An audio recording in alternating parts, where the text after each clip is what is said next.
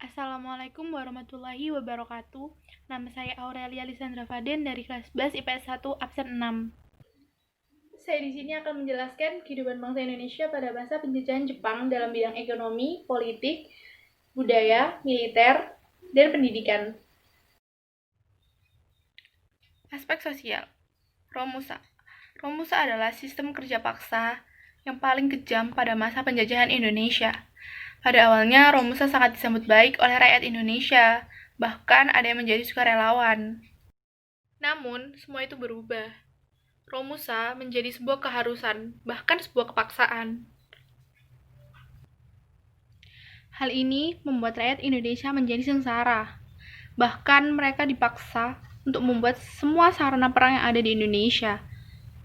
Bahkan mereka dikirim ke luar negeri, seperti Vietnam, Thailand, Myanmar, semua dipaksa bekerja sepanjang hari. Dipaksa bekerja sepanjang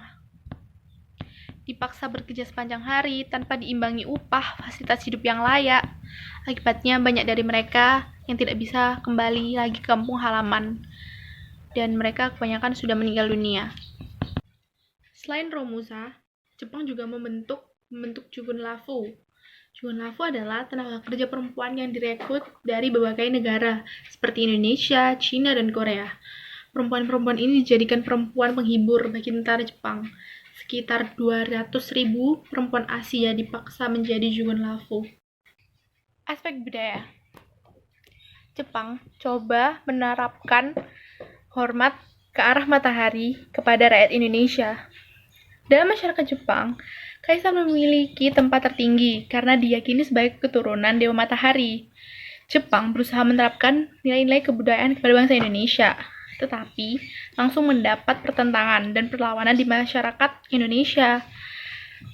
Bangsa kita hanya menyembah Sang Pencipta, yaitu Tuhan Yang Maha Esa. Mana mungkin setuju memberi hormat dengan membungkukkan punggung dalam-dalam ke arah matahari terbit. Dahulu, para seniman dan media pers kita tidak sebebas sekarang. Pemerintahan Jepang mendirikan pusat kebudayaan yang diberi nama Keimen-bun Keishi-doso. Lembaga ini kemudian digunakan Jepang untuk mengawasi, mengarahkan kegiatan para seniman agar karya-karyanya tidak menyimpang dari kepentingan Jepang. Bahkan media pers pun berada di bawah pengawasan pemerintahan Jepang. Aspek pendidikan. Sistem pendidikan pada masa pendudukan Jepang berbeda dengan masa pemerintahan kolonial Hindia Belanda. Pada masa pendudukan Jepang, semua kalangan dapat mengakses pendidikan. Sedangkan pada masa-masa Hindia Belanda, hanya kalangan atas saja yang dapat mengakses. Akan tetapi, sistem pendidikan yang dibangun oleh Jepang itu memfokuskan kepada kebutuhan perang. Meskipun akhirnya pendidikan dapat diakses oleh semua kalangan, tapi secara jumlah sekolahnya menurun sangat drastis. Dari semulanya 21.500 menjadi 13.500. Saat itu, Jepang merasa penting untuk menguasai sumber-sumber bahan mentah dari berbagai wilayah Indonesia. Tujuan Jepang melakukan itu untuk menghadapi Perang Asia Timur Raya. Wilayah-wilayah Indonesia ekonomi yang sanggup memenuhi kebutuhan sendiri atau yang diberi nama Lingkungan Kemakmuran Bersama Asia Timur Raya merupakan wilayah yang masuk ke dalam struktur ekonomi yang direncanakan oleh Jepang. Kalau dibilang moneter, pemerintah Jepang berusaha untuk mempertahankan nilai gulden Belanda. Hal itu dilakukan agar harga barang-barang dapat dipertahankan sebelum perang. Kebijakan ekonomi Indonesia pada masa pendudukan Jepang. 1. Menyita aset-aset ekonomi yang penting. 2. Adanya kebijakan self-sufficiency. 3. Melakukan pengawasan yang ketat dalam bidang ekonomi. Aspek politik dan militer. Pada masa pendudukan Jepang, pemerintah Jepang selalu mengajak bekerjasama golongan-golongan nasionalis.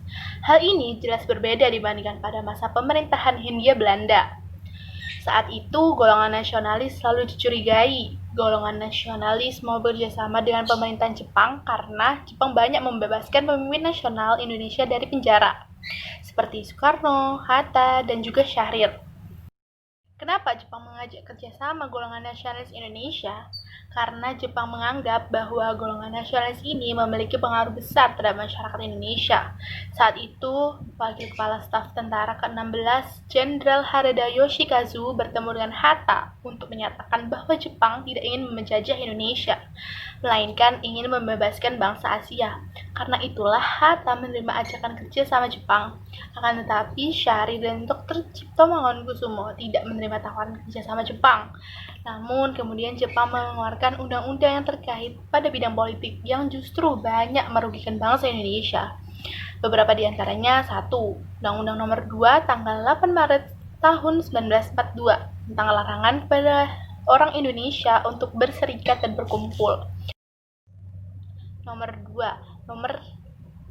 Nomor 2. Undang-Undang Nomor 3 tanggal 10 Mei tahun 1942 tentang larangan kepada orang-orang Indonesia untuk memperbincang pergerakan atau propaganda perihal peraturan atau susunan negara.